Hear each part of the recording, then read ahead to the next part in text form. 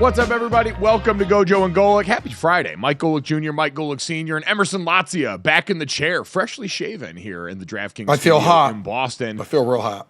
You look hot. We got a great show for you guys today. As always, make sure you download, subscribe, rate, review, leave us a 5-star rating, and check us out live Monday through Friday from 8 to 10 a.m. Eastern here on the DraftKings Network so you can see Emerson's naked face. Check us out, the best of GoJo and Golic. I'm glad you added face to that. 1 p.m. Eastern. Yeah, really, we're really off and running this Friday here.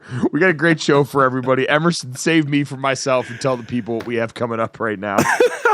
Also, Gojo, shout out to you. I know this is like your flu game. No coffee for you this morning. So Godspeed over the next 2 hours. So we got Luka going for the clinch later today against a Kawhi-less Clippers team at home. Fielding kicks, Justin Fields, the kick returner there in the Steel City, do tell. And then back in time travel and more as senior takes on the internet, the latest edition of that award-winning segment. We had some key Game 6s in the NBA last night, though, here, Gojo. So that is where we will start this incredible 2-hour journey, starting with the 76ers, whose ownership, by the way, scooped up a bunch of tickets to try and box out Knicks fans last night, who ended up leaving with the win anyway. So New York moving on after eliminating Philly in Game 6. A fitting end to a crazy back-and-forth series here.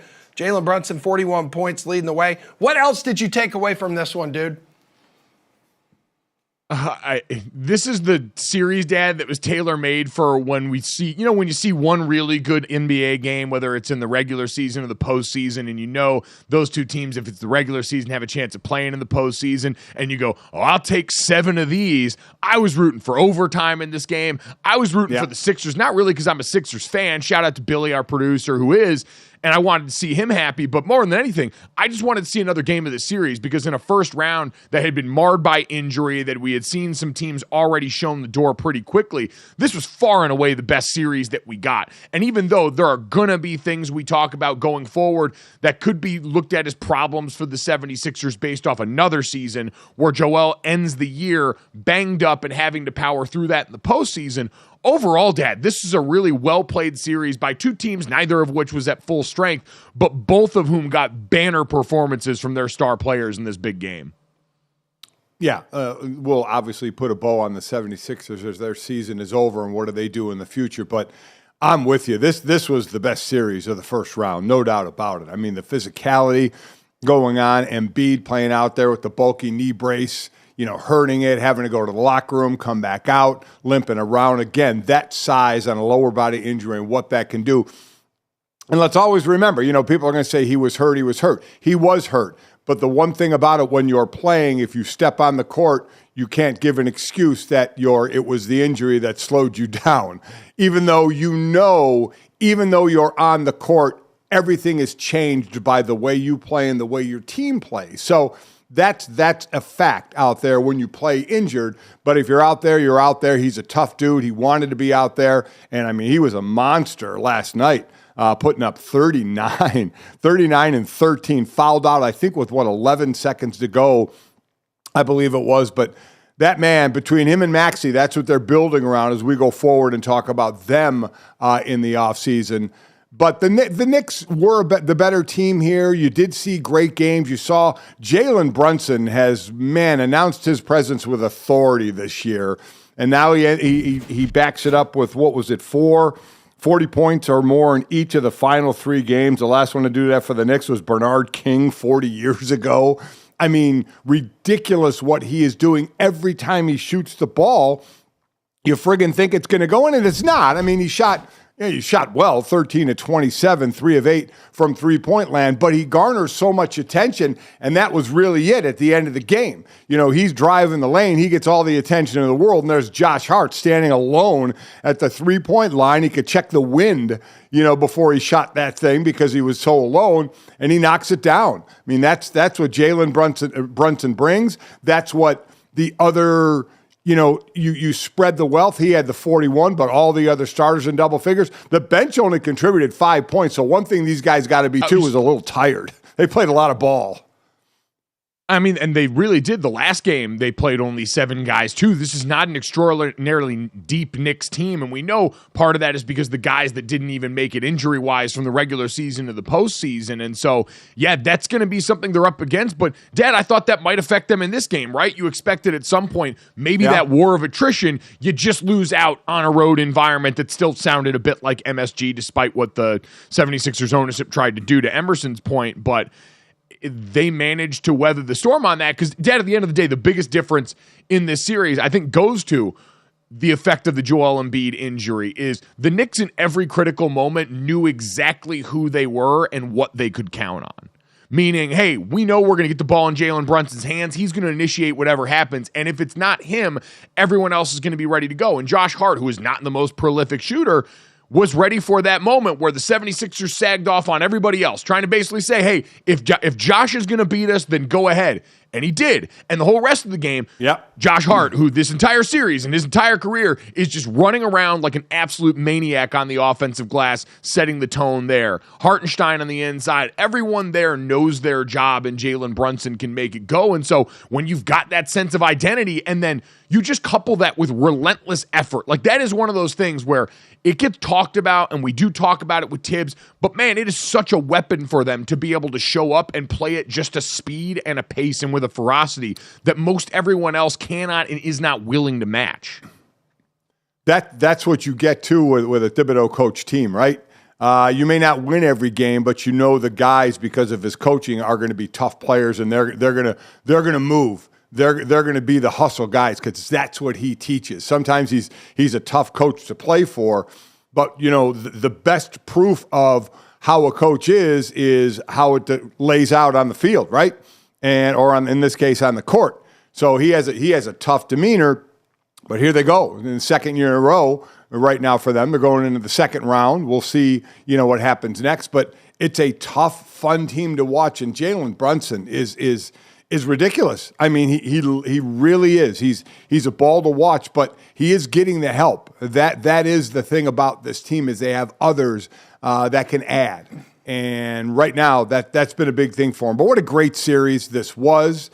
We thought they were the better team in this series. We're eventually think we were probably going to get the Knicks and the Celtics to match up in the Eastern Conference Championship. Those are a couple of teams. We're still waiting on one, be either Orlando and Cleveland. Pacers may have something to say about that. We'll get to that game. But good win, good series for them, good tough series for them.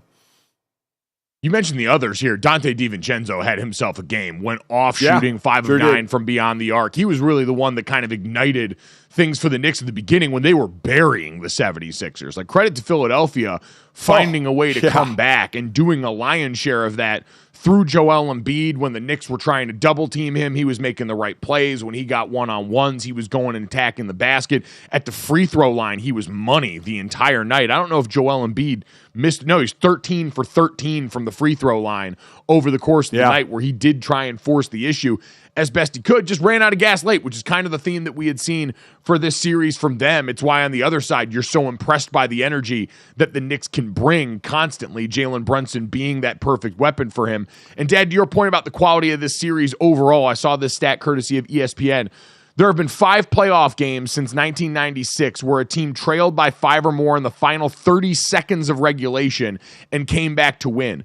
2 of those games were in this series. Game 2, the Knicks rallied to come back in that time. And Game 5, obviously, you had the Tyrese Maxey game down the stretch. So this was just competitively played the whole way. And it's what makes it interesting, Dad, the conversation coming off this. Because obviously for the Knicks, we all wonder how long you can keep that level of energy up when you're not whole. Is the tear that Jalen Brunson's on now? You mentioned 30 straight 40-plus point games. He went for 39 in the game prior to that. Like, it's not like it was some dud that had him not close to that. So they've got a great shot to continue to do this because the identity is so well forged on that team right now. For the 76ers on the other side, identity is kind of the interesting crisis going forward of what this team does. You know, likely the end of the Tobias Harris era in Philadelphia after this game, a goose egg in what could be his final game in a Sixers uniform, which I know has been a tortured relationship for fans since he signed that big deal. Hasn't necessarily ever turned into that third piece that they were hoping he was paid to be. So, Dad, with him likely on the outs here and the franchise having to reckon with how much health you can count on for Joel Embiid late in the season, it makes the offseason priorities pretty interesting for a team that at the very least found another co-star that they can absolutely count on in Tyrese Maxey on this team. So how do you think this team attracts free agents this offseason, attracts other stars with what they've shown this season? I mean, it is alluring to see what they have and to know you have a guy who, before he got hurt, Embiid was right there to be the MVP again. Now you've seen a guy like Tyrese Maxey come out, you know, because he had all the pressure when Harden left, and he was an absolute superstar. Maybe not so much in this game. 2 points in the first half, finished it up with 17 after 45 in the game before. But his step, I love when he starts to dribble in, starts to turns his back and starts to go back out and then makes that one-step turn and goes back to the basket. He is so quick. He, again, like Brunson, he is so fun to watch when he gets a head of steam going.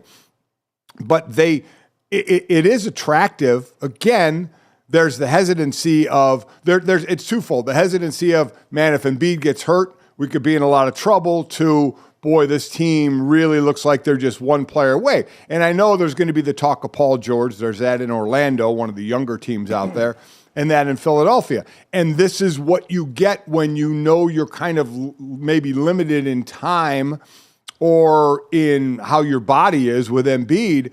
Paul George is 34, so it's not like he's getting any younger. So it's not like you're bringing in, if Paul George is the guy, I'm saying, you bring in a younger guy, obviously you can build going forward. With Paul George, you know there's an expiration date of quality play.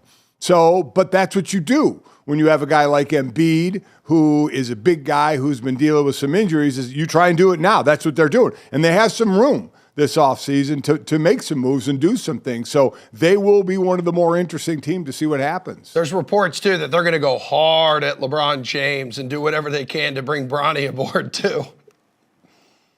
I did see some rumors starting to circulate and percolate around that or around. They got plenty of money to do it. There's a lot going on in that. Yeah, it's going to be fascinating to watch that. I am curious, Dad, which would be more attractive to you? The 76ers and coming to play with Joel Embiid coming off this game, or the other loser from the first round of the Eastern Conference that we saw in the Milwaukee Bucks, who seem like they're going to have some soul searching to do after a really disappointing season. They get dropped by the Pacers in Game 6. The Pacers get set to move on here. And now Milwaukee, kind of a similar thing where Giannis doesn't even get to finish the series banged up on the floor. He does it off the court. Dame Lillard able to come back for this game, but to no avail. TJ McConnell and this Pacers team just buried the Bucks under a mountain of threes. And Dad, now they have some questions going into this offseason. If Dame's going to be retained and stick around here, does Doc Rivers really want to keep doing this? Because at every turn he seems to tell us in front of the microphone he wouldn't wish coaching this Bucks team on his worst enemy. So which of those would be most attractive to you if you were an outsider trying to come join a team?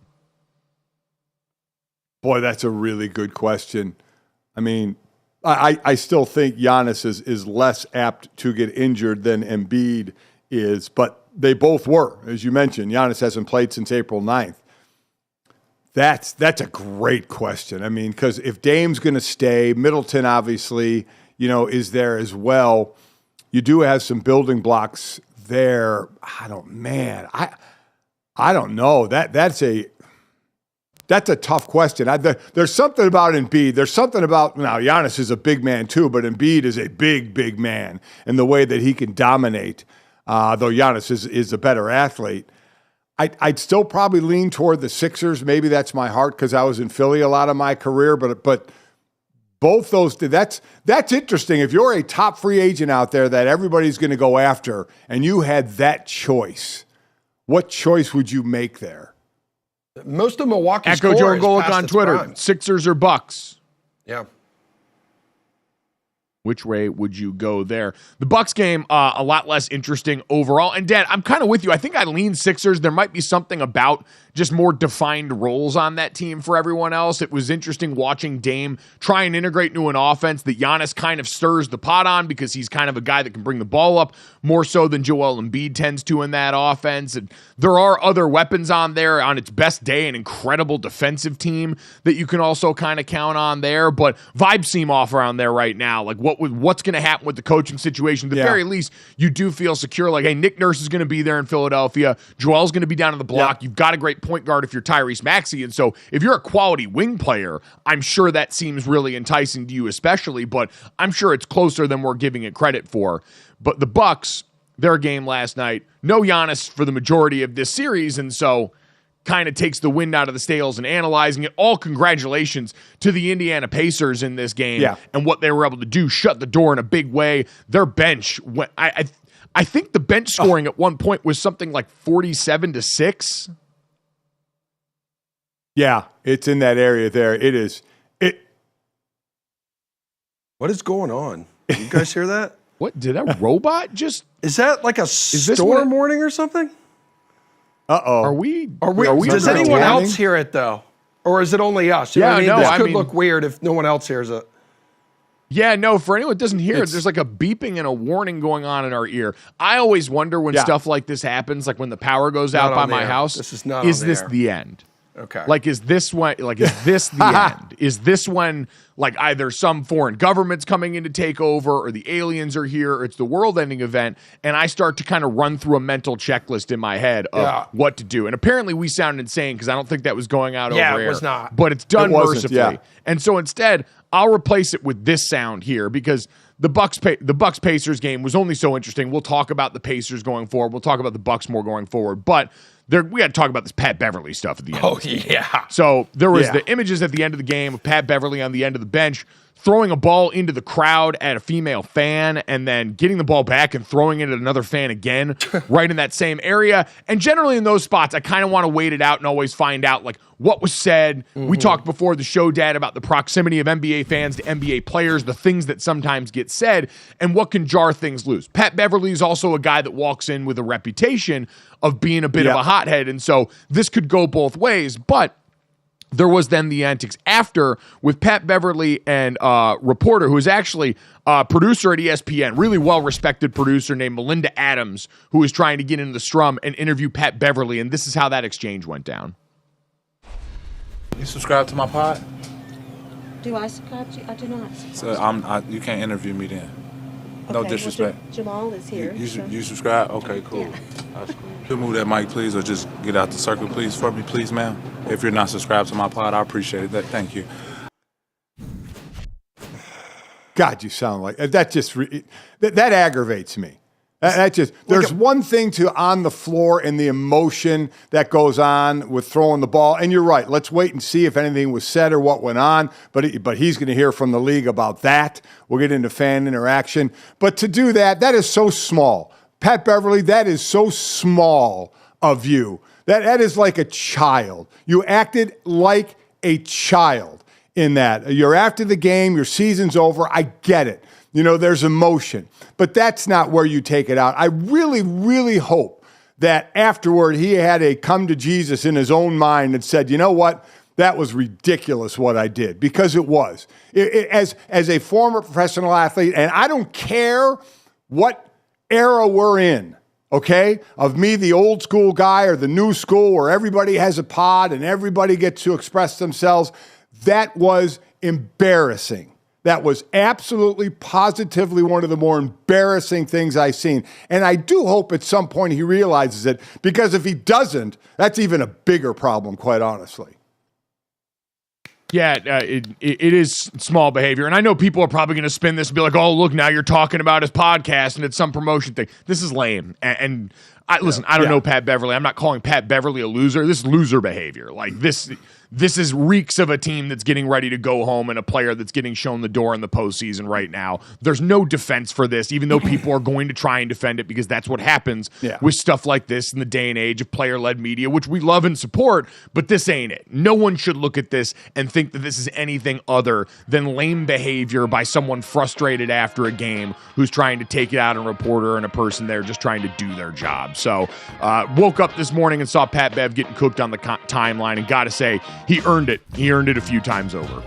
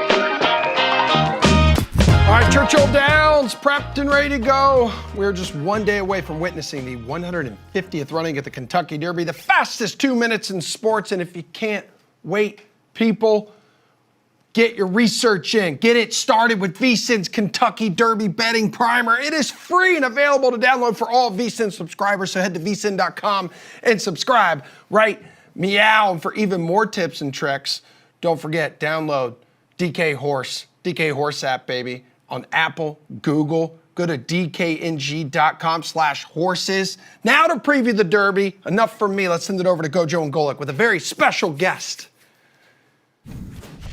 Yeah, very excited this morning as we get ready for a great race this weekend to welcome in someone who's already ready and in race mode right now. Corbin Blumberg from Starlight Racing, the director of racing there, kind enough to join us as he's getting ready. We're all looking like schleps out here, and he's suited and booted, getting ready to head over to the track after this. So, Corbin, good morning. How you feeling going into race weekend? Good morning. So excited. It's my absolute favorite weekend of the year. Oaks Day today, right into Derby tomorrow. It's two just great days of racing. Both races are really good this year, and especially the Derby, I think is a really awesome horse race. Yeah, I mean, obviously we're going to get into the Derby Oaks today, you said, but we're looking at possibly some rain. So is there rain today? What's the carryover then for the possibility of it happening in the Derby as well? Yeah, it's going to be pretty rainy out there today. I think the track will be pretty muddy Oaks Day. I was looking at a forecast for tomorrow. I think by Derby time we should be a pretty normal fast track, which is what everyone wants. That's how it should be. Hopefully the rain stays away tomorrow and we get a beautiful Derby day, because then there's nothing better. Well, and listen, Starlight for you guys, nothing better than winning. Two horses have won the Derby under the Starlight banner, Authentic back in 2020, Justify in 2018. So for people that haven't lived this life and haven't been around this world, what does it take to get a Derby winning horse to start and to actually get through and win this race? It's so difficult. There's about 19,000 to 20,000 foals born each year. Only 20 get into the Derby. So just statistically speaking, you're already, it's extremely difficult. It's what everyone wants to do. When you breed a horse, buy a yearling, whatever you can possibly do to get to the Derby, that's all you're trying to do. Once you're there, you need a perfect trip. You need things to go well. There's 20 horses. It's horse racing, so anything can happen. So to actually win one is pretty special and amazing. I always wondered, obviously there's money to be made in a lot of horse racing, but certainly in breeding as well. If you get a Kentucky Derby winner, how much does that up a value, and to what would be a number of what that does for their breeding then? Yeah, it totally depends on the horse, but most of if you have a really nice horse that wins a Derby, you're probably in the anywhere up from 10 million plus, and it can get really high from there. Some of the Sierra Leone, one of the favorites in the Derby this year, he was 2.3 million as a 1-year-old. So his value, if he were to win the Derby, would be just astronomical. But it's a pretty lucrative business. Once you get the 3-year-old colts in the Triple Crown season. It's all right. So you mentioned one of the favorites there. Let's talk about that. As you look at the race field this year, how do you handicap this right now? Who should people have their eyes on heading into this race? Yeah, there's two horses that are going to be pretty heavy favorites compared to the rest of the field. The favorite's going to be Fierceness, and he deserves to be the favorite. He has 3 races. His first career race, the 2-year-old champion race, the Breeders' Cup Juvenile last year, and his most recent race, the Florida Derby, that would just pretty much annihilate this field. I mean, he's really talented and is definitely the horse to beat. But he has 2 races on his card that are really poor, which makes bettors a little bit scared of him, because it seems like when he's hit adversity, he's struggled. And then Sierra Leone, he's beaten already 8 of the horses in the race. He seems like the most solid of the group, but he's just a deep closer. Doesn't have a ton of early speed, which in the Derby, in a 20-horse race, when there's a lot of horses in front of you, it can be difficult to navigate through. But those 2 are really, they're going to be tough to beat. They're 2 really nice horses.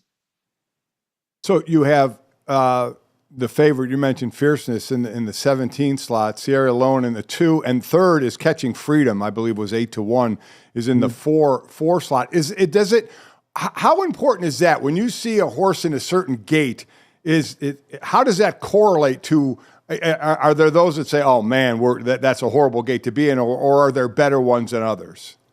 There definitely are, especially in the Derby. Because there's so many horses, a normal horse race in the United States is 7, 8, 9 horses. This is 20. So if you're down on the inside and you don't go away well, all those horses to your outside are trying to get over, and save ground in that first turn. So it can be pretty messy if you're down on the rail. And if you're out in the 20, you can go really wide. It's just like running. If you get caught 10 wide into the first turn, you're going to lose a lot of ground and you're going to run further than every other horse in the race. So, if ideally you want to be sort of in the middle, but then you don't want to also get bumped around and end up in the back of the pack. So you want to break, breaking well and getting a clean break is paramount. So that's all big for the horses here. Obviously, the Kentucky Derby is so much fanfare around this also. As someone that's been going for a while now, what's your favorite part of the event outside of the race itself that you get to experience every year here? I mean, for me, I think it's really just everything that is surrounding the Derby. So whether it be, the lead up, all I think about all year round is horse racing. I know that's a little bit unique. So it's just so nice to have, the Derby be the spotlight of the sports world for the weekend, have racing in the limelight, and really it's just such a great weekend. Everyone who shows up and is there, and definitely the pageantry, and when they sing My Old Kentucky Home, it's always pretty special. So I think one of the big questions has to be, do you enjoy a mint julep? I do. I went to University of Kentucky, so I've had a lot of bourbon experience. It's been really building up to this point. I do love a mint julep. It definitely makes the whole experience a lot more fun. You say my dad's been out on the mint julep. He just, for some reason, can't get over that. So I think it's just he hasn't spent enough time in Kentucky to necessarily let it all seep in there. I feel like we just need to get it. Dad, have you ever been to the Derby? I feel like we need to just get you to the Derby and see if it takes. Yeah, back at ESPN days, we did it. We went there a couple times, did shows there. On the Friday morning on Oaks Day, we did shows there, and we'd hang around for the Derby. I've tried it. I don't get me wrong, Corbin. I've tried it. I just am more of a beer guy. I'm waiting for the Kentucky Derby beer. You have the mint julep, but what's the beer that's for the Kentucky Derby? I'm not sure. I think beer and the Preakness are really two just things that go really well together in 2 weeks. But I think at the Derby you probably got to stay with the bourbon. All right, there we go. Well, you know what? Two things that go very well together are the Derby and Starlight Racing, and Corbin Blumberg, who was kind enough to join us here. Corbin, thank you so much for your help and insight this morning. Enjoy Kentucky Derby weekend. We're all looking forward to it, man. Best of luck. Thank you so much. Really appreciate it. Thanks, man. Awesome stuff, man. So, Dad, I've never actually been to the Derby. So this is something that I look at and I need to check off the sports bucket list here. Well, I think a lot of it is two different things. We were up like in an area where everybody dressed. Well, I think a lot of people dress like that, but we were in like a kind of a VIP area. I know my daughter-in-law, your sister-in-law, Jake's wife, Jenny, has been to the Derby, but then there's the Derby out on the infield when you basically most of the time don't remember the Kentucky Derby even happened. All my friends from college who would go to the infield, who are from, Cincinnati or Kentucky, and would go down there, all said the same thing. I had a great time at the Derby. I didn't see a single horse.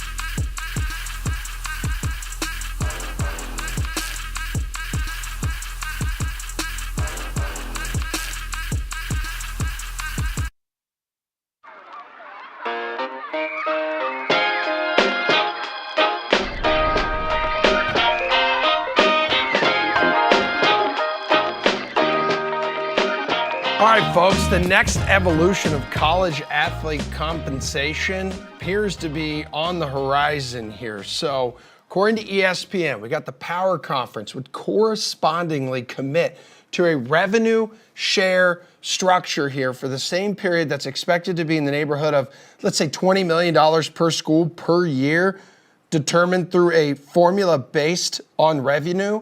So it's a permissive structure that schools can choose to take part in. The NCAA potentially agreeing to make what are essentially significant back payments in this case versus the House and the Power Conferences, potentially agreeing to a revenue share structure going forward.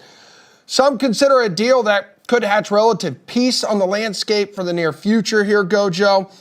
There remain just a bunch of details here to still work out and potential complications as well. So just your initial reaction and what this settlement could mean for college football here, dude. Kind of feels like more money for the kids. It's hilarious. It sounds like the peace in our time speech that Tony Stark gave in the original Iron Man. And it all sounds like foreign politics when you read it like this, because this is what kind of college sports is devolved into right now, Dad, which is a lot of court cases and a lot of legal mumbo jumbo.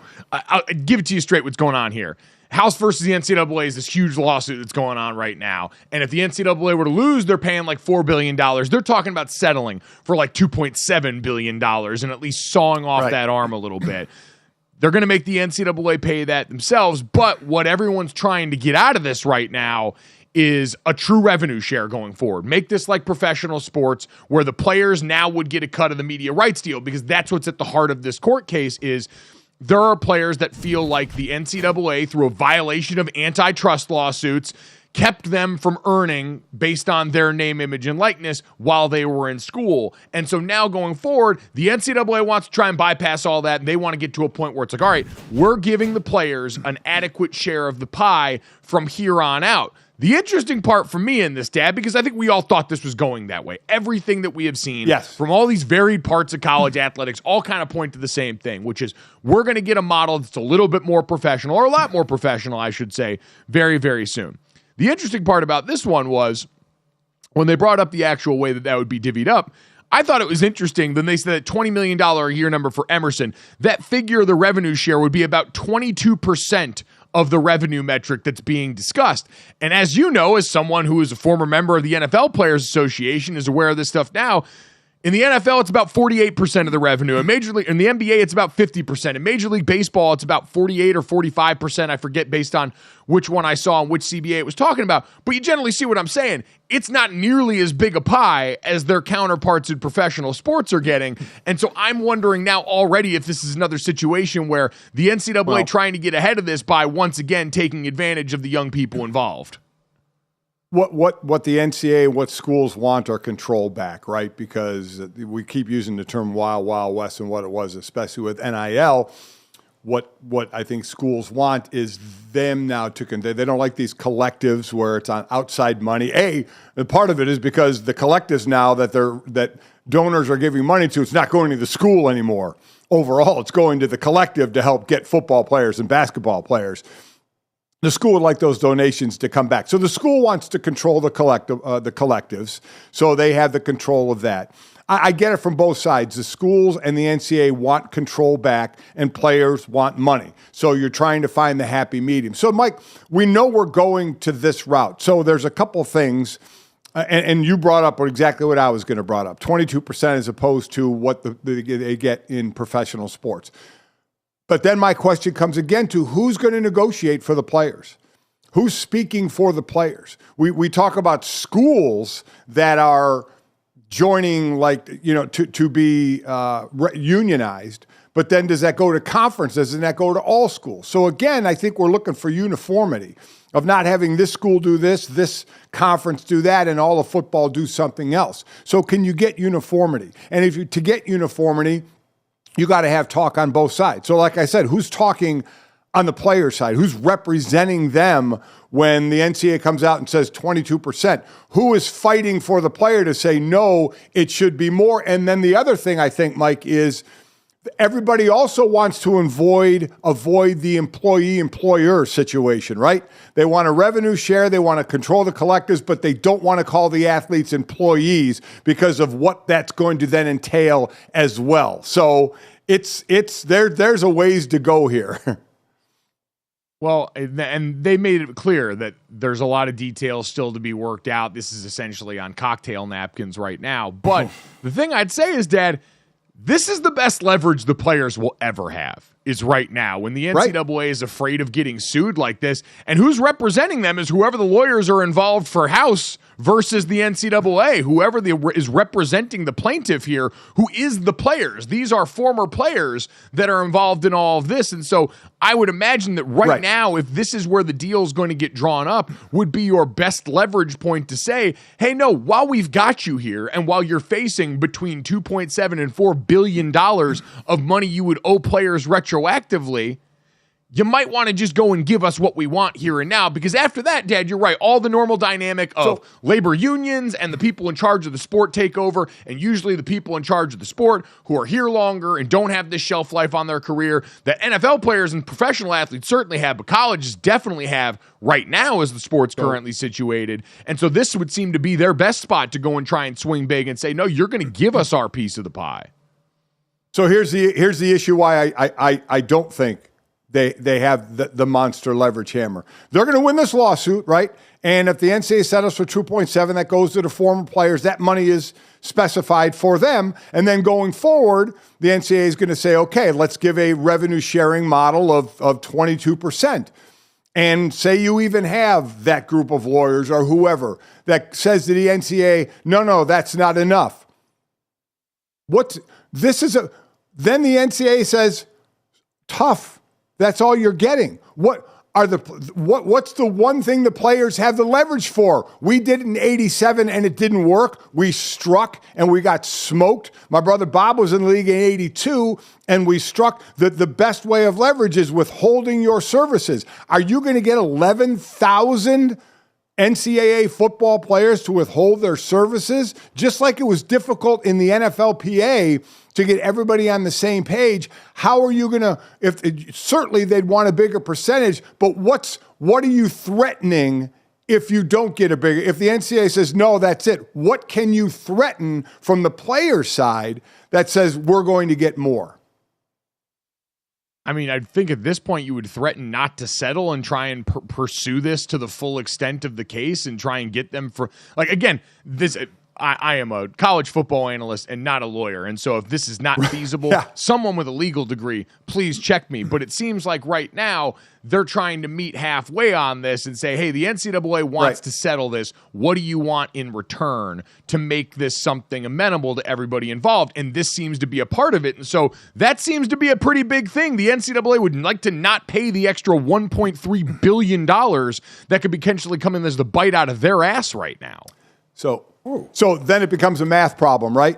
For the NCAA, an extra $1.3 billion as opposed to we go up from 20 to 22% and figure out what that cost is, right? Now it becomes math. How much higher can we go that would be less than the $1.3 billion extra we would owe? Because if it's more than $1.3 billion, and the NCAA would be like, screw it.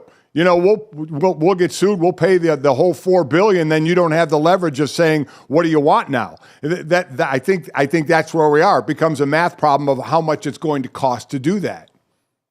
For the NCAA, the funny part is on the other side here, they're looking for assurances that this won't happen again, that they'll, after this, not be liable for antitrust suits to pop up, because that's the other weapon that the players have right now is anytime a case goes to court against the NCAA at this point, guess who's finna lose? Like, get ready to learn, pay money, buddy, because that's what the NCAA's done right now because nobody outside of their building believes in their model.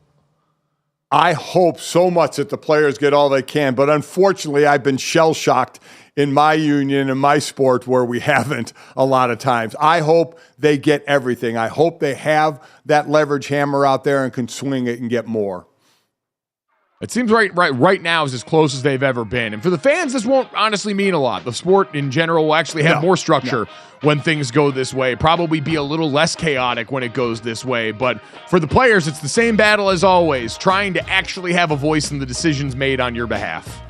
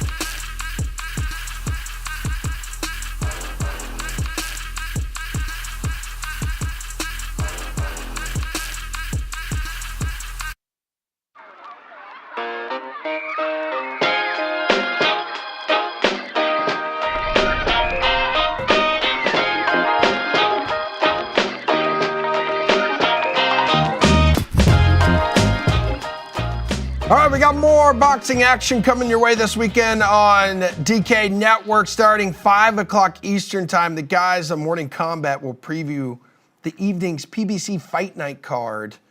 Ooh, this is going to be a good one. Then PBC prelims beginning at 6 o'clock Eastern time on DraftKings Network. Now from fighting in the ring to fighting for their playoff lives. That's exactly what the Clippers will be doing tonight in Dallas here, gentlemen. It's a must-win Game 6. That leads us to Cash It or Trash It. Cash It or Trash It, presented by DraftKings. Stay tuned because you will hear more about DraftKings and all it has to offer throughout the show. DraftKings, the crown is yours. Gambling problem? Call 1-800-GAMBLER. Age and eligibility restrictions apply. Void where prohibited. See DraftKings.com for details. For this edition of Cash It or Trash It, are you cashing or trashing the Mavs, clinching this thing at home as currently 8-point favorites on the DK Sportsbook, GoJo? I am going to cash it on this one. Now, the 8 points makes me a little wary. Might probably be more of a money line girly for this game. But, Dad, I think the Mavericks are ready to take this down. Luka Doncic found something in the second half of that last game. I know he has been banged up, and that might introduce some variability into all this. But with Kyrie Irving playing the way that he has this entire series and Luka Doncic, I think, smelling blood here, to go along with the fact that the Clippers without Kawhi Leonard, I think, just lack that extra oomph that we were expecting from this team. Will we get an abysmal shooting performance again like we did in that last game? No, but I think it only takes one of those for the dam to break, and I think the dam's officially broken for the Clippers. Yeah, this is one of those, at least deja vu for the Clippers. Will say, hey, we were in the same position last year. You know, down 3-2 going on the road, and they won the last two and won the series. So they did it last year. Biggest difference is Kawhi Leonard led that, and Kawhi Leonard's not on the court right now and won't be until, as was put by their team president, until the swelling is down enough till he can perform like he did early on in the series. So we'll see. The expectation is probably not going to be out there. And then, you know, you look at Dallas, they're in the position that the Pacers were in, right? You can end it while you're at home. And the Pacers, you know, end up rolling Milwaukee. Every time Milwaukee was started to make a comeback, the Pacers held them off. Let's see if Dallas can do it, because you know there's going to be a lot of fight in these Clippers. We'll see how Harden can play. We've seen some good shooting and some horrid shooting, which is kind of, you know, his MO in the playoffs, but I catch that as well. Again, the 8 points does worry me a little bit, but it is one of those, if it starts to get away from you, then and you know your season's about over, it could really get away from you. Or it could turn into that great game like the Knicks and the 76ers last night, where it's a close game. But I do like Dallas in this one. I think they have the ability to close it out, yes. I would agree, and James Harden would then, I mean, James Harden, the most interesting player in this game, certainly coming off the last game. It seems like we're in the dying day of James Harden, kind of like a lot of his peers in his age range, being a player that you can count on for anything. I mean, he was never a guy you've been able to count on in the postseason, certainly, but I think overall, while James Harden has had good moments since coming over with the Clippers, and it felt like for a while they were able to get the best out of him, ultimately, James Harden's got one job at this point, and it's a job that he continues to fail to do. And so I'll be interested to see. This Clippers team has a lot more existential crisis about them, given the age of this roster, how it came together, the lingering questions about Kawhi's injury. Paul George is a name that's going to pop up for a lot of people now as a superstar that other teams are going to try and poach this offseason. After this, the fact that you've got the Clippers getting ready to make the move into their new building and trying to continue to put a team on the court that's worth people being interested in a town that already kind of pushes them to the side. Dad, the more and more I say it out loud here, man, this is a big game for the Clippers. Yeah. Not to see their owner, Steve Ballmer, just losing his mind on the sidelines on this one. If their last home game was already played at Crypto, as you mentioned, before they go to Inuit, the stadium that they're the Inuit Dome, I believe it is, Inuit Dome. So there's a lot on the line here because, well, I said it yesterday or the other day. I think this team is breaking up, right? I think Paul George is going to go. You've got, you know, then Kawhi Leonard and Harden and Westbrook. You got some aging pieces on that team. Are they going to all hang around there, or are they going to split up and go to other teams? Harden's always a friggin' wild card. There's no doubt about that. But the first one is Paul George. I just don't see there's any way Paul George signs back with the Clippers. No, I would agree. At this point, it seems like this team was trying to come together for one last heist, and they got caught. Someone ran into one of those red laser lights that tripped the alarms, and now things are going pretty bad for this team that was one of the top, I think, 3 favorites to win the NBA Finals going into this postseason. And then Kawhi Leonard, one of the most mysterious players in the NBA overall, but certainly that injury, one of the most mercurial. And so now they're sitting in a tough position.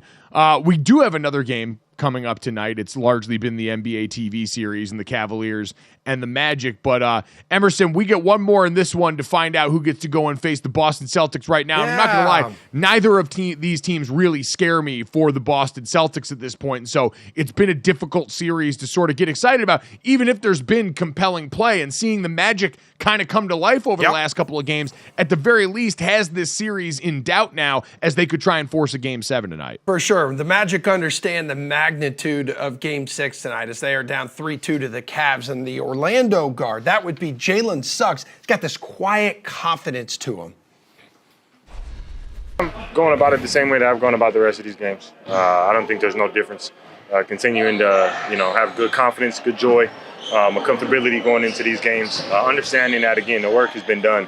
Everything, all the preparation, the workouts, training, going through tough moments, learning moments, all that has gone through and has happened already. Now it's just enjoying this moment and being fully present here. So that's where my mind's at, ready to play, ready to be back home in front of the fans and get ready to go play again Sunday morning.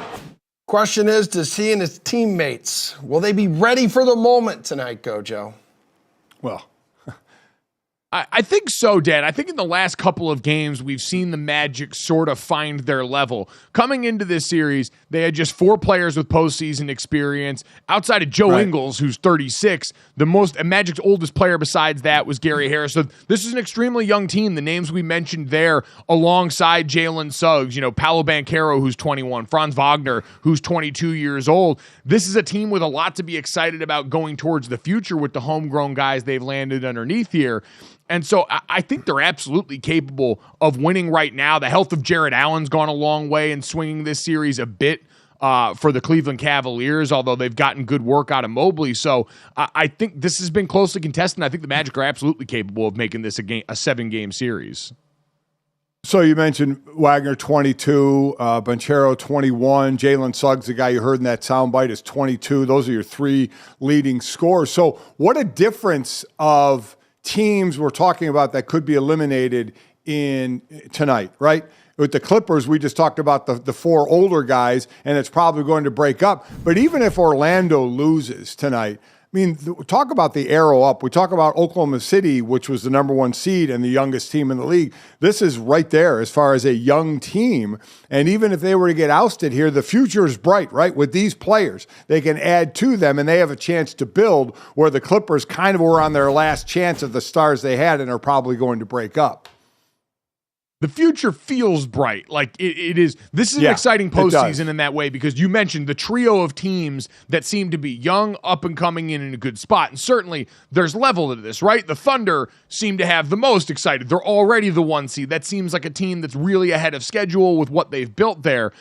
But this is also how we felt years ago about a team like the Memphis Grizzlies. And now that has so much to do with what went on off the court, with John Morant, and then certainly the injuries that took that team out before the season even got started this year. But it is important to make sure you get the most out of these experiences when you can. And it seems the playoff experience has already started to benefit this Orlando Magic team. Now, everyone's going to get a reality check, whoever comes out of this series in the second round. Donovan Mitchell on the other side, certainly more seasoned and wouldn't be as overwhelmed by that moment. But if the Magic are able to pull this off, they get a real stress test of the pipes in that building with a Boston Celtics team waiting in the wings. Yeah, I don't think we believe, or many people believe, and I'm sure the odds would agree, that gives either one of these teams much of a chance to beat the Celtics. But I do think it's a big-time arrow up for Orlando going forward. Big-time arrow up for them. Coming up next, though, big-time arrow up for the Pittsburgh Steelers coming off the 2024 NFL Draft. We'll talk about some interesting special teams decisions potentially on the way in Carson Street next.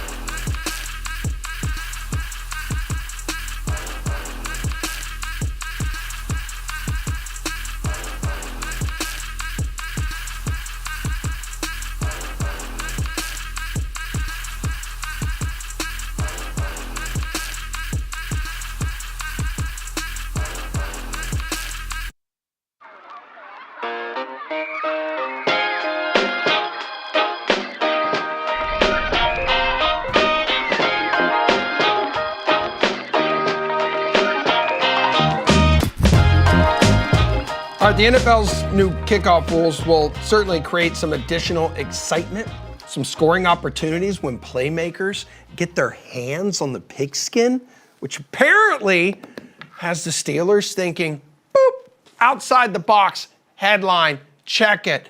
Jaylen Warren, Steelers running back here, guys, revealing that Pittsburgh special teams coordinator Danny Smith has discussed the possibility of putting quarterback Justin Fields on special teams to return kicks.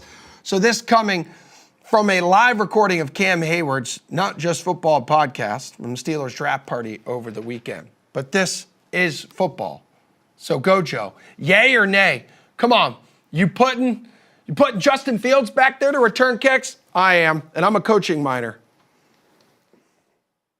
People forget that about Emerson. He's got a background in this stuff and needs to be taken seriously with his opinion here. Dad, I can tell you one thing for certain. Danny Smith, who is among the more creative special teams coaches in the NFL, I'd have to imagine was pissed that this got talked about publicly here. Because the one thing special teams coaches love is the element of surprise. And now that is all gone here. So I know you have a lot of strong feelings about this. I actually kind of look at this and go, this is the kind of tinkering that should all be on the table with the new NFL kickoff rules. It is an entirely different format that's going to give way to, I think, a lot of creativity in this particular area while people are figuring out the best way to do this amongst the new rules. From what they've heard, I've heard Sam Schwartzstein, who helped invent this at the XFL, talking about the different iterations and things that people have done in the past. And with Justin's unique skill set back there and some of the things you could do, I'm not saying you'd major in it, but it would be a really interesting off-speed pitch at certain junctures in the game if you had a guy with his athletic profile back there. No, it wouldn't. No. Danny Smith is an innovative special team coach. I don't think he'd get the complete sentence out to Mike Tomlin before Mike Tomlin would and should shut this down. I get the kickoff rules are different. I get it's not going to be full speed contact. Every backup is one play away from playing. The quarterback position is the most important position on the field. You are one play away from Justin Fields being your quarterback. Why would you put him in a position to not be one play away because he's injured? Why would you do that? You brought in Cordell Patterson, who can do this. Now, again, he's 33 years old. Velus Jones Jr. returned 16 kickoffs last year and averaged 27 yards per kickoff return. There is zero need to put Justin Fields back there to return a kick. Nothing, you could not talk me into it at all to put him in harm's way, even though it's not the full speed kickoff running down to the kickoff team we normally got. There is no chance, especially when you have others who are more than capable to do this on your team. Trick plays, all these different wrinkles that you can do off of this now with Justin Fields potentially. I mean, there are some people that thought you might have some bigger bodies back on this kickoff return group and essentially turn it in. Like you could run almost like offensive line style plays to try and free guys up back there. And who better to orchestrate that than a guy with quarterback experience? Listen, while I agree there will be some things tried, just like when kickoffs were going out of the end zone. The league actually wanted no kickoff returns to not have the injuries. You knew somebody was going to do something. And it was Bill Belichick, who was almost doing like coffin corner style kickoffs, high kickoffs to like the 2-yard line to a couple of years ago to make the returners return and get that tackle before the 20 or the 25-yard line. So there will be some innovative things done here. I agree with that. But to put your backup quarterback, who, again, is one play away from leading your team in any more harm's way, makes zero sense to me when you have others on the field that can do this job better than he can. So there is no way I would even have a thought process about this.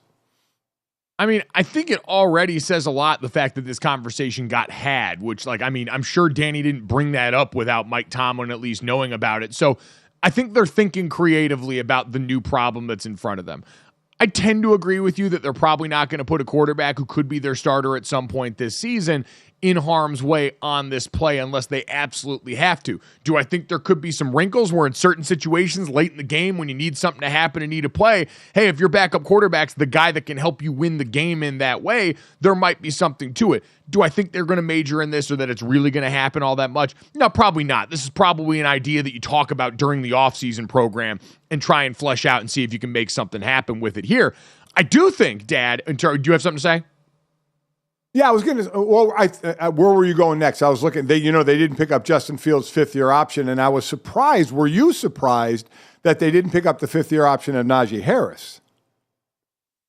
Not as much considering what Jaylen Warren's become for that team. Like, you kind of watch the games, and Jaylen Warren looks like the dude, and you got him as an undrafted free agent to supplement that backfield. And so Najee Harris was a player I loved coming out of college. He was very productive last year, but ultimately it hasn't looked like, oh yeah, the first round running back that absolutely went out there and balled out and maxed out that contract that you'd want to sign to another big one, or at least that control. If he goes out there and has another great year, then maybe we're talking about something different. But I wasn't as surprised by that portion of things just because of how well Jaylen Warren's come along and how great he's looked in that backfield alongside of him. Nice PPR I do machine. think that one interesting thing with this team was the quote that came out of this too. Jaylen Warren said when asked about having Fields and Russell Wilson in the building, said, quote, "It's a night and day difference with their leadership. They bring a lot. They help out. They tell us how to run the route. They're really on it when you don't run it a certain way. They're big on details, kind of what we preach, and it helps a lot." I thought that was a quote that said a lot about some of the guys, including Kenny Pickett, that just walked out of the door. Yeah, Kenny Pickett, Mason Rudolph, and what they were getting out of those guys, too. Again, it's one thing with Russell Wilson, who has been around for a long time, though there have been some not too pleasant things said from his former teammates about his leadership skills at times. And then Justin Fields is still a young player to be given that kind of boost already on how he's acting. He's still, Mike, Russell Wilson's coming to the end of his career. I am still very intrigued. I was a Justin Fields fan coming out of college, and I still am excited to see what he is eventually going to do when he gets another chance, because right now he's just another one of the more than a few over the last 3-4 years of first-round quarterbacks who are on their second and some are on their third team as backup quarterbacks. Yep, but starting experience and Justin's kind of athletic profile, I think is going to make him valuable no matter what happens this season. Even if he's the backup for the entire season, I think having a player with his experience in the NFL still going to be valuable there. The fifth-year option that they turned down for him, Dad, would have been a fully guaranteed year at $25 million. Yeah. For Najee Harris, a lot different. Would have been about $6.7 million for his option there. But again, knowing what the running back market looks like, knowing that Najee Harris wasn't going to be in a position to command the way that we saw, Josh Jacobs or Saquon Barkley or some of the top end of this last year's running back class in a year where they got multi-year deals that were really only a little bit above the average that they would have gotten on the franchise tag. Financially, I guess in this instance, knowing, hey, even if Najee balls out this year, we're probably not talking about a deal in that range, that bringing him back on this option, that level of control didn't seem to make as much sense for them. And maybe, too, you want to see what's going to happen in the new offense, right? On the offensive side with Arthur Smith, how these players are going to fit in to his system going forward. So there was no need to guarantee some of these guys any of that money. Nope. And for Najee Harris, he had been a workhorse since he'd come into the league. But last year, the fewest snaps he had played in 2023, 53% of the snaps, had a great season, was averaging over 4 yards a carry. But clearly it's become a timeshare in that backfield. And I think it's one the Steelers feel pretty confident about with Jaylen Warren at the helm on that. I want to get into something else because we've seen a bunch of really good NFL sound from some young players over recent weeks. Keon Coleman is still going strong. Did you guys see the Buffalo Bills release their their combine interview with Keon Coleman, where he was talking about, in addition, so he went out and it was their combine interview with Keon Coleman, and they're in the room, and he was talking through all of this great stuff about how, he, when he was at Michigan State, really started to become a film junkie, started asking quarterbacks about what they wanted out of guys from his routes. He said he was starting to pay attention and learn what the offensive line did so he would understand the timing of plays better, where he needed to be available for his quarterbacks. And then they asked him, well, what do you do away from the field? He said, I chill at the house and I play golf. And he goes, his line. And I think this might be, and someone pointed this out, the best joke about Tiger Woods I've ever heard, which is, I'm Tiger, wish he could, not Tiger Woods, when it comes to playing golf, and had them eating out of the palm of his hands. And it made me think, how did we have this dude on one of the best teams in college football last year and know nothing about this? In this day and age where we talk about player-led media, Dad, I complained that players still aren't having their stories told as much or their voices heard as much when it was relative to Colorado and what was going on there. Florida State, I need answers. I like the people in the SIDs over at Florida State, but how are we not getting this guy more often on the national stage? He's been electric ever since he landed in Buffalo. Well, a lot of players are putting content out themselves, and if they don't, then it's up to the team, social media team, to go ahead and do that when they get good answers. So that's where I would look. If Keon isn't putting this out himself, then that's got to be the others, the people who are running that social media on the team to not get that out there. Because I'm with you. Dude is very, very entertaining. No doubt about it. It's been amazing to me to watch this all happen for Keon Coleman. So he's been great. I hope the Bills never stop posting Keontae Coleman content. It's been awesome. But the other thing that's enamored me, Emerson, is what we've seen, the pairing of C.J. Stroud and Micah Parsons, who have been out with the NFL abroad, teaching football, and there's been little bits coming out with them all along the way that have been incredible. Yeah, these two are absolute content machines, and their latest round of comments being about how much they think they could score in an NBA game. GoJo, listen to this. How much would each of you guys score in an NBA game? I'm averaging 20. I would say I would be lucky to hit a 3 or 2. I'm realistic, he calls himself a shooter? He's a cowboy. He's a cowboy. He's naturally delusional. All right, Stroud here. Stroud may have won the battle of words, but I think Parsons is on to something here because he scored 37 points in the NBA Celebrity All-Star Game this year, okay? And on the opposing team was Stroud. And Stroud's no schmuck. He dropped 31 points. So we're obviously comparing apples to oranges here, but apples and oranges have a lot more in common than most people realize. This is, come on. What? Come on. It's one thing if Micah Parsons said, I think in a game I might be able to put up 20. If you played 82 games, maybe had that one game where everything was falling, I still wouldn't believe it. There's no way I would believe it. But he said he would average 20 points a game. Mike, this has been the great debate. You know it in every locker room you've been in, that I've been in. Football players who, most of them, just about all of them, maybe except for the linemen, except for the tall ones, who wrestled or ran track through the shot of the disc. A lot of people play basketball. And you've always said, and I agree, one of the great things at the Pro Bowl, because you don't want to play the game anymore, is to get a 5-on-5 or two teams against one another, AFC, NFC basketball-wise, because these guys, A, can hoop pretty well, and B, think they can hoop way better than they really can hoop. But because that's always been a question to me. Would an NBA player do better, the best basketball playing NBA player do better in the NBA, or the best football playing basketball player do better going to the NFL? And I think the basketball players are the better athletes, so I think it would be them going to the NFL. But Micah Parsons averaging 20. I love his confidence, but there is no way on God's green earth that's happening. So, GoJo, I just went to NBA.com looking at the stats leaders here from the regular season. You have 38 players who averaged at least 20 points a game in the league this year. Yeah, I mean, it's completely ridiculous. And Dad, to your notion about the who can make the switch better, I don't even think it's the athlete thing as much. Like, I think the NFL athletes are really good, and quite honestly, I think some of the athletes along the lines of scrimmage are better athletes than certain players in the NBA. But it's a lot more siloed in the NFL. You can give them one specific job that doesn't have them doing things that are completely unnatural to them. In the NBA, there's only so many places that you can hide someone, especially when they're that far behind technically their peers. So I'm with you on that. Basketball to football we've seen it. It's been the answer. We've seen that actually happen. There's practical application of it here. The thing that's enamored me about all this is So CJ Stroud and Micah Parsons are over in China doing a football camp right now through the NFL. They were part of a Bleacher Report draft show. I think it was them and Adam Lefkoe, and they were putting out a bunch of stuff there that included CJ Stroud and Micah Parsons building their dream lineup of players from the current NFL, and CJ Stroud walking people through, hey, if they've got 1/3 down together, this is the play that I'm calling here.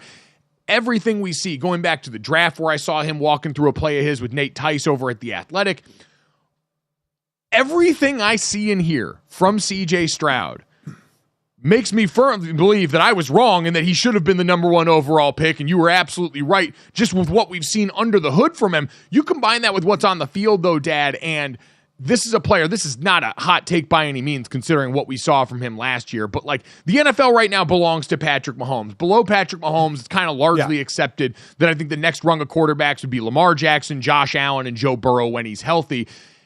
It seems like it's not going to take long into this season for CJ Stroud to probably join that second group of quarterbacks, because from every player we've talked to who plays around CJ Stroud, from everything we've seen and heard, from what we've seen practically on the field from him, this is a guy who has the mental makeup and certainly the physical tools to go out and deliver as one of the best quarterbacks in the NFL sooner than later, and it's already been sooner. Listen, I'm with you. You look at the quarterback rating last year, he was 6, but you got to throw out guys that were ahead of him, like Kirk Cousins, who only played 8 games. Number 1 was Mason Rudolph, but he only played 4 games. So take those 2 out. He was a top 4 quarterback in rating. I mean, I love his poise. He just never, ever, ever gets flustered. And I'm really, this is a team I'm really excited about and their growth. And again, it aligns perfectly with what we've seen other teams do. Quarterback on rookie salary wage scale, build team around him while you can. You know, that's exactly what they were able to do. It's exactly what they're doing. They're hitting on some of the draft picks, obviously, other than CJ. They're hitting on, we'll see about hitting on some of the free agents with this new team as well. So love what they're doing. And it seems that while it wasn't a long window open for Jacksonville, it does seem like we've switched it over to Houston with the window wide open for them in that division, taking over Jacksonville. We'll see what Trevor Lawrence can bring back as that only first-round quarterback who's still with the same team. Yep. But I'm going to love next year the Texans go to Dallas to play the Cowboys. So that... Now, you know, these two guys are having fun doing their things together, being on pods together, but then they're going to get that on-field matchup where Mike is going to be trying to hunt down CJ the whole game. That's scary.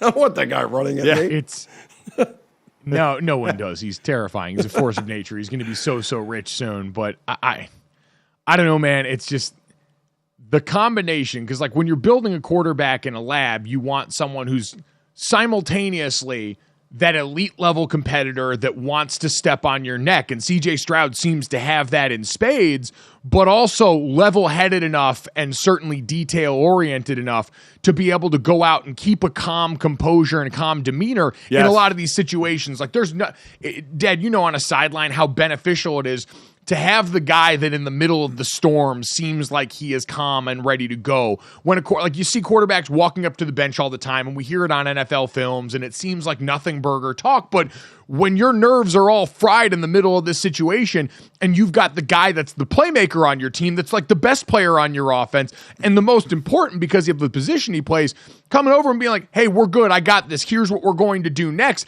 it just has an immediate calming effect on everybody else to now feel like not only can they go out and just execute because of that tone that's been set, but hey, by the way, he's going to make a play. I just need to do my job. And that collective effect on the Houston offense cannot be overstated. So last year, we thought the AFC was the deeper conference, right, with the teams that we listed off on who possibly could win it. And Houston was not in that conversation, rightfully so. New coach, new quarterback, new play caller, everything. And they have obviously won the division and won a playoff game. So right now, Mike, with obviously Kansas City being first, how far down the line you go until you get into the Texans? I mean, it's probably Kansas City. Like, you probably give like, I would say they'd be in the range, because I would go Kansas City, Baltimore right after that. I think you give the Cincinnati Bengals some credit with Joe Burrow being back, but like firmly in the mix with the AFC East teams, like Buffalo might be a hedge above them, but then in that Miami range is probably where I'd have Houston. I'd feel pretty comfortable with them in there. Yeah, easily in the top 5, right? Maybe 3, 4. It's going to be interesting. Jags but boy, are right ahead just of like them. Orlando in basketball, the arrow's certainly big time up on the Texans.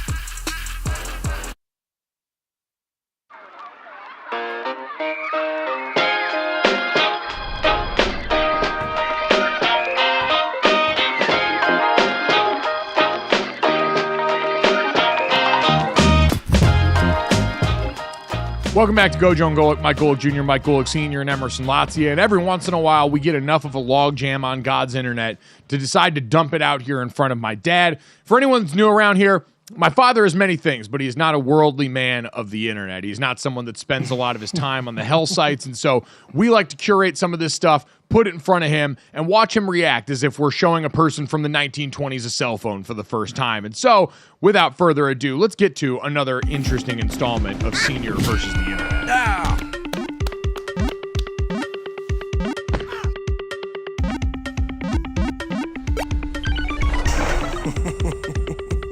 I think it's weird that the people that made the graphics for this just had my father murder me in cold blood as a Look at this. Uncanny. Troopa. I forget the name of those little mushroom guys. Either way, it's Senior versus the Internet time here. And we got a doozy today, courtesy of Emerson's home state here. Anytime the headline starts with Florida man, two things happen. One, I think of our friends over at Marty and McGee who have really made that mainstream in a big way on ESPN radio. Yes. And I think of Emerson Latzia. And now we apparently get to think of time travel. So listen to this. TikToker who rents an Airbnb in Florida believes that he has a time traveler that broke onto his property. The guy rents the Airbnb, has cameras on the properties, and saw a Florida man sneaking into the premises in a shed in the backyard, and then apparently emerged days later looking considerably older. Watch him take us through this in real time.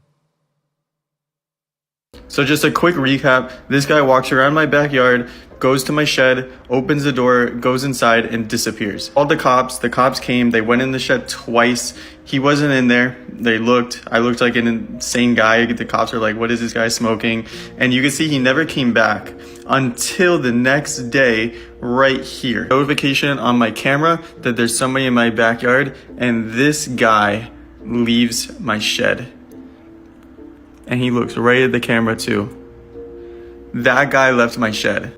But here's the craziest part. This looks like the same guy, maybe, glasses, whatever. Let's look at the other guy. This was the other guy. He noticeably aged. Looks like the same guy, but aged. So him again, and now him. Same facial features, whiter hair. So I don't even know what to think at this point. Somebody explain this.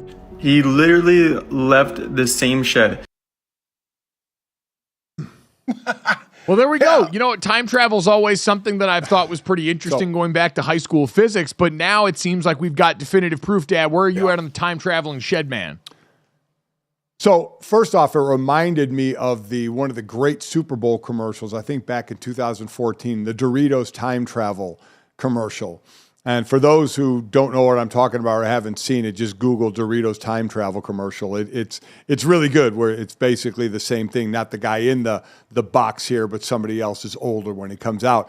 Listen, Mike, what I like to, listen, I believe there are aliens. I believe we're not the only living things in the universe. I do believe there's aliens. I'd love to believe that there is time travel. I would love to, but in today's world, this being a TikToker and the whole idea of being on social media, right, is to get followed and have followers and do something that's going to get a lot of looks, a lot of likes, a lot of whatevers. Yeah. So for me to sit there in this day and age to think this wasn't set up or done to get the attention, it's hard for me to believe, because that's what this generation does. They're attention seekers. So somehow, and we know that you can doctor anything you want nowadays. So I would love to believe that there was actual time travel involved, but I would say 99% I think this is a complete setup by dude to get likes, to get looks, to get attention.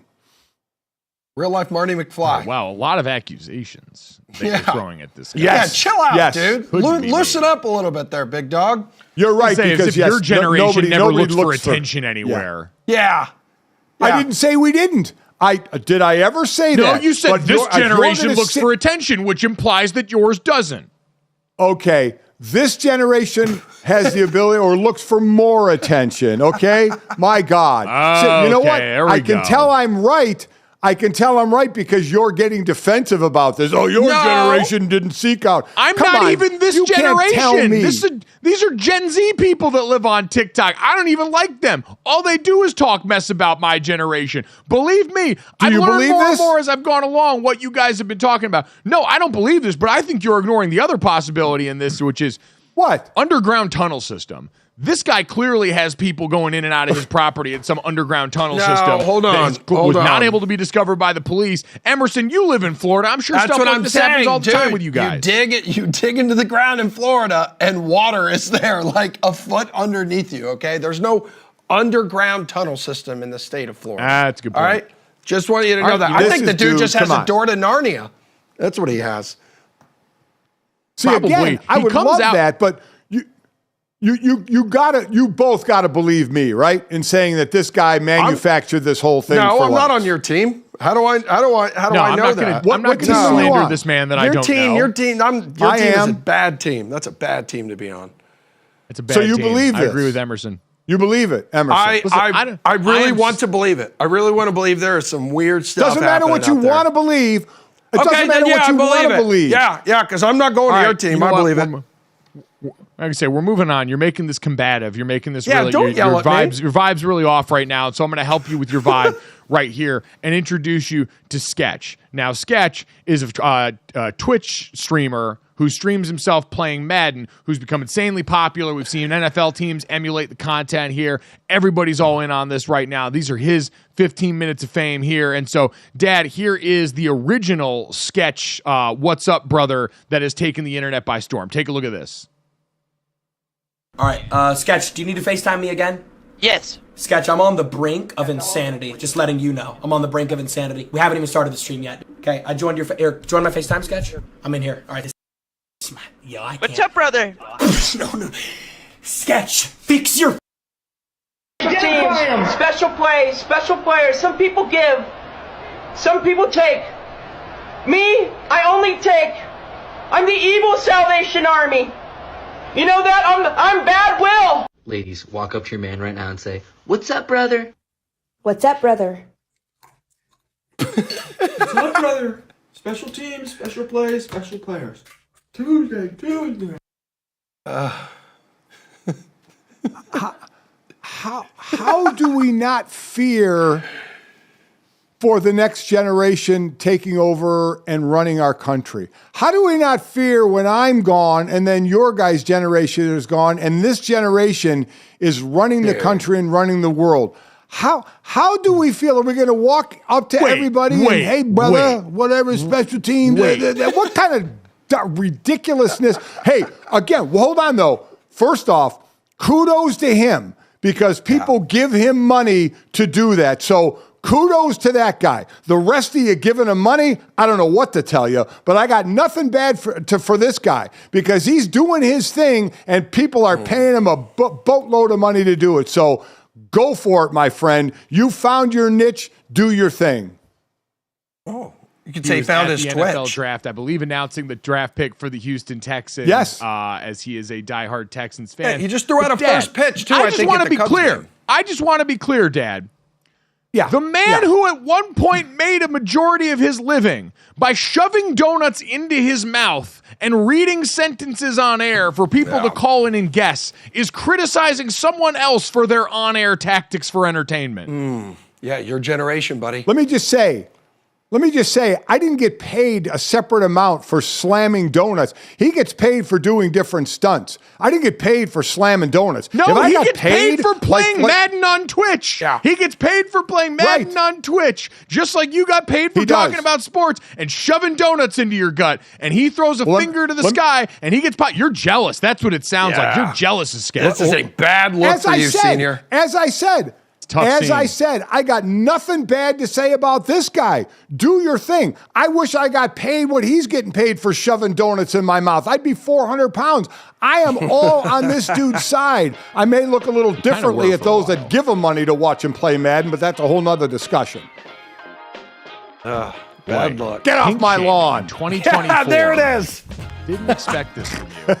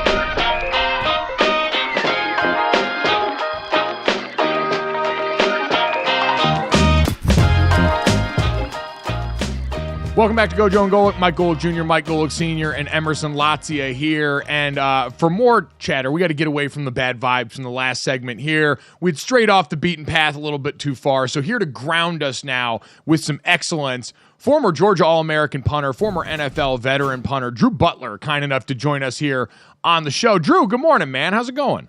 Man, I'm great. Thanks so much for the invite. Happy to be on with you guys. Now, fired up to have you here, man. We know, so we want to talk to you about a bunch of stuff, but you just got done. I'm fascinated with the NFL broadcast boot camp, current and former players who have a chance to go through with a lot of the folks over at the NFL Network and kind of learn the industry. So for people on the outside who haven't been through this, but see, there's a great class picture of a lot of you guys, about 20 or so out there for this. What was that process like? Yeah, it's an amazing workshop that the NFL puts on. I think I was just talking about officially formalized it in, I want to say 2007. And the NFL Broadcasting Boot Camp is an application process you have to go through. You have to fill out a pretty lengthy list of what have you done, what are you interested in, do you have a real, and funny enough, I got accepted into this program in 2020 and it got canceled because of COVID. So I've applied for the last 3 years and I haven't gotten in. And then I applied this year and I got in, and out of about 100 plus applicants, they take 20 guys, half current, half former players, and you're out at NFL media headquarters in Los Angeles, which is right close to you there. And it was unbelievable. 3 straight days of learning from some of the best talent producers and coordinators and executive producers at a lot of these partner networks that the league works with, like Amazon, Fox, CBS, ESPN, of course, the NFL Network. And then on the last day, you get to go work. So we did studio analyst segments with a former classmate of mine, Maria Taylor. We called a game on TV. I called a game with Chris Rose, who was an awesome guy. We had a bunch of fun. Called a radio game with Ryan Ratke from Westwood One. Ryan's amazing. And then you do some podcasting stuff. So a 3-day intensive workshop. You're learning from the best and you get to work with the pros. It was really, really cool. A big honor to be a part of it for sure. I'll second that about Ryan Radke. He's been my play-by-play guy. Last 2 years, we do Sunday night games for Westwood One. He's fantastic. Yeah. He really, really is. It's interesting how this has been formalized to what it is now. I did something like this when I got out of the league in '94, much less, put together than what this was, but still you go through the basics, but much different than no social media, then way different of ways you can communicate, no podcasts and all things like that. So what were your biggest takeaways from this that maybe before you went into it, you thought, okay, this is something I needed to know? Fortunately for me, I've been working in broadcasting for about the last 7 years since I've been out of school. So I'm on the radio now in Atlanta. I've got my own college football podcast, Punt and Pass, which is going into its 8th season. I do a lot of TV work here in town as well. So I went in there and I just really wanted to learn. I wanted to get around some of these pros. I wanted to meet and interact with a lot of these producers and talent coordinators. And fortunately, I did get to do that. I'd never called a game before. I'd tell you right now, that was a big learning curve. I really enjoyed calling a game on radio. That was a ton of fun. And then the studio work, that's what I really enjoy doing. I think as a punter, I can kind of bring a different perspective and drive some interesting conversations. And then you get to meet guys like Chase Daniel, Andy Dalton, quarterbacks who are obviously extremely sharp around the game of football. And they kind of steer them towards doing some film breakdowns, some X and O's stuff. And then a guy like me, I'm leaning more so into those studio analyst panels with Michael Robinson, with Maurice Jones-Drew, with Christina Pink and Maria Taylor. So a lot goes into it. I have a ton of respect for the work and, of course, all the crew guys as well who do these things and get the shows on air. So it was just a blast seeing how it all works. And those offices are incredible out there in LA.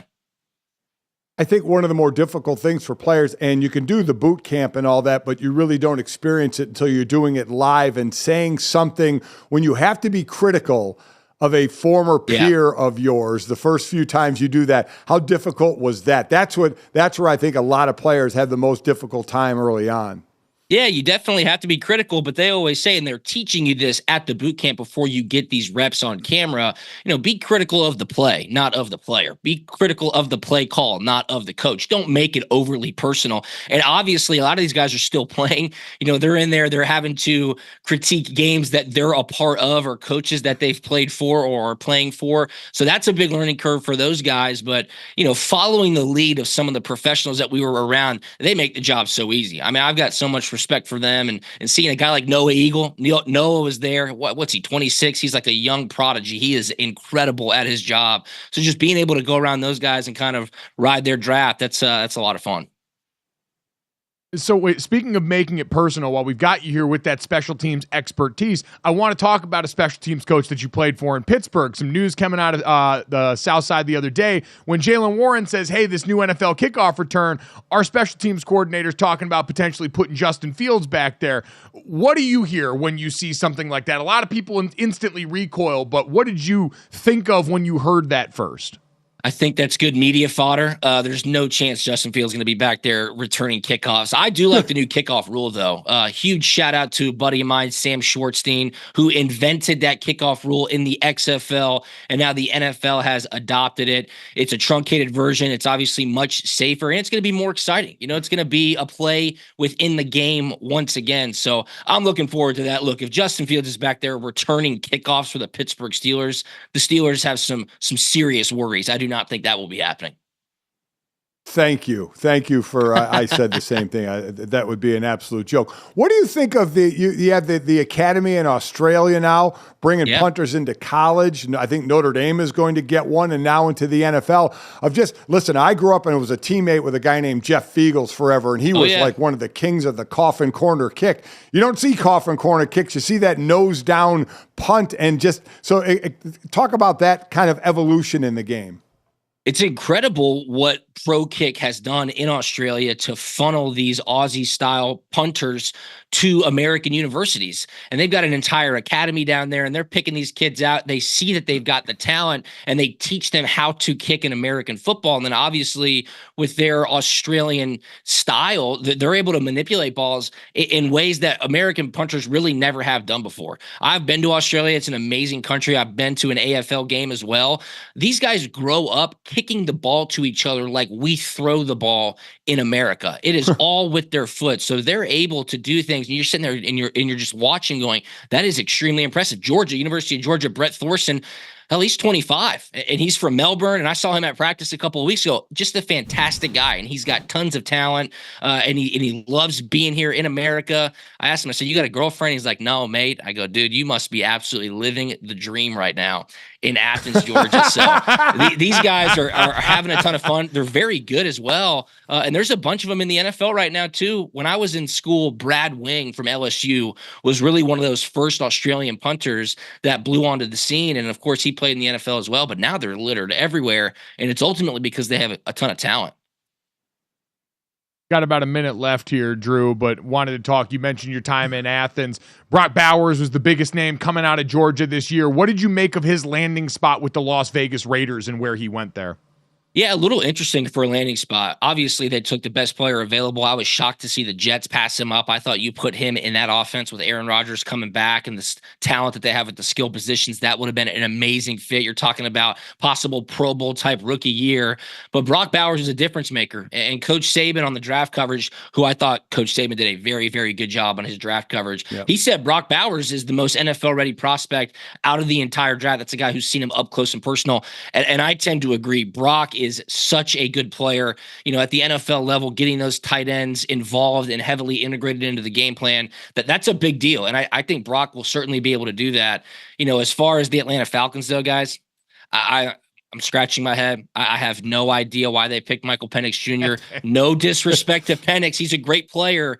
And we just got an email. Get this, Mike. We just got an email last Friday, the morning after the draft, was the most listened to day on 92.9 The Game in Atlanta in 11 years. The fans were freaking out. The most listened to day in 11 years was last Friday, the morning after the draft. Falcons fans scratching their heads big time. Going through it. It's my favorite sport when something like that happens, to tune into the local station and just check out and listen to it all. Go absolutely crazy there. Drew mentioned it. You can listen to him on 92.9 there in Atlanta. You can obviously check out the Punt and Pass podcast as well. Drew, we'll have to get you back here again soon, man. This was awesome. We appreciate the time, brother. Yeah, appreciate you guys. Have a great weekend. Thanks for the invite.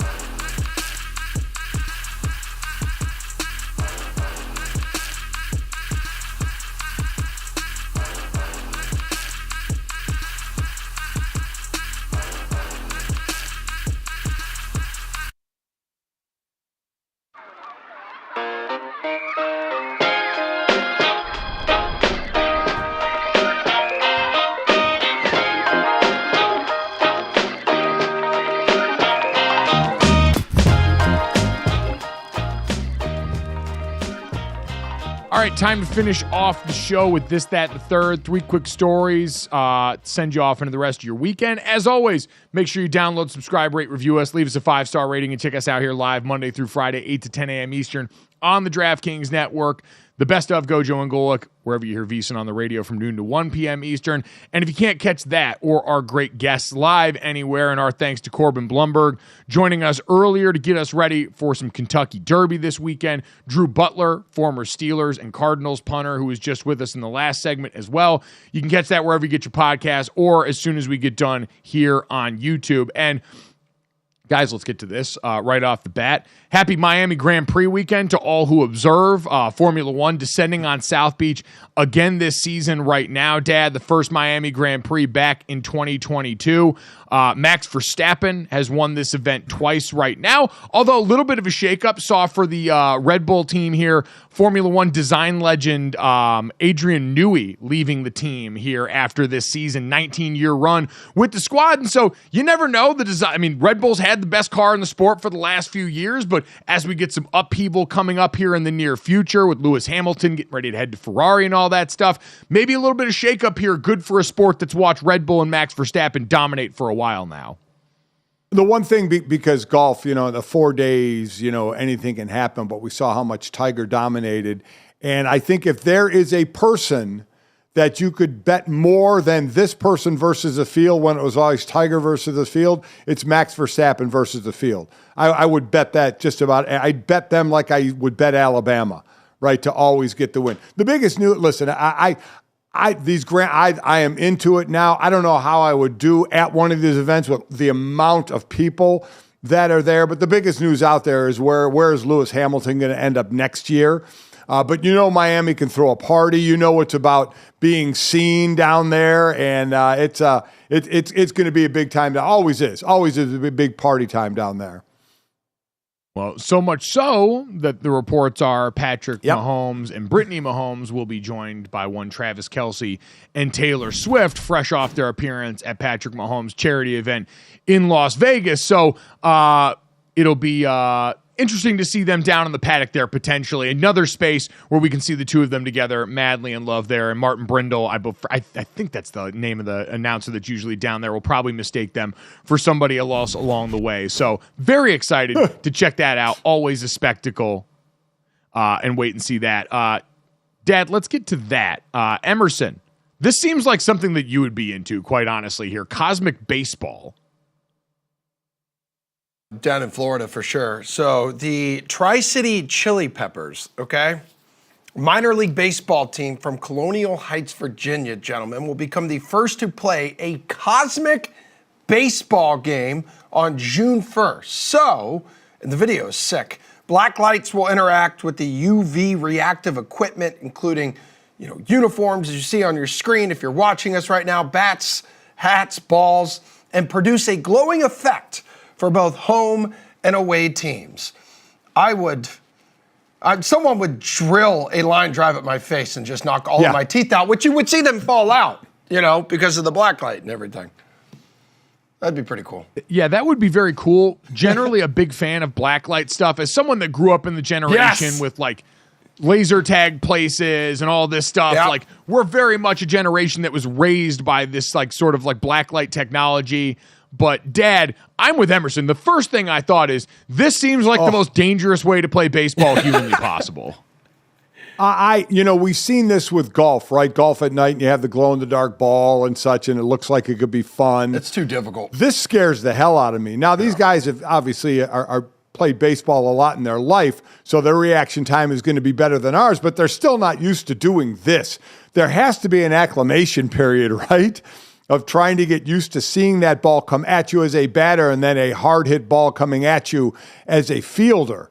I think it's a great idea. I would watch it. I think it's absolutely innovative and very, very cool. Boy, I just hope nobody gets smoked in this. Fans in the stands, there's going to be reactive colors in the stands. If you wear neon in the stands, it's going to react as well. They'll have special tape and paint so you can walk around and not walk into walls or anything because it's going to be dark. But it took a while, and what was it, $100,000 to set up these kind of lights that they needed? But I'm with both of you. I would be scared to death on if I'm a batter and then on some hard shot with the ball coming at me. No, I'm out on it. I do miss having a black light in my bedroom, though. I had one when I was like a teenager. Oh, God. Well, that reminds me, what was the show on MTV where they would go into people's bedrooms and they would bring the black light in there, and it almost always ended the way that you expected it to end? Room Raiders, that was it. No. Yeah, no, I can't imagine the results if you went in Room Raiders Emerson's room as a lad growing up. Just how devastatingly gross that experience would have been. That being said, the other thing I worry about with this situation is the propensity for people to do crimes. Like very dimly lit baseball stadium. Oh. I'm not encouraging this for anybody, but it seems like an opportunity for crime. I am stealing every glizzy from the hot dog guy going up and down the aisle. Just reach my hand right up in there. If you wear all black, I mean, just wear all black, I mean, you could basically not be seen at all. What? That's what you're thinking, Mike? That's where your mind went on this innovative game? Yeah. After he went to the black light in the bedroom thing. Yeah, that's your son. Yeah. He's disgusting. Smut and crime. Wow. That's where we're at this point in the show here. That's what you guys have beaten me down. Listen, I've been playing hurt all day today. I got to go and get my blood drawn after this. I've been fasting all morning. I haven't been able to have coffee. It's early out here in Los Angeles. I didn't ask for any of this. Shout out to Stu Gotts. Congratulations, Stu Gotts. Got a book coming out, his personal record book.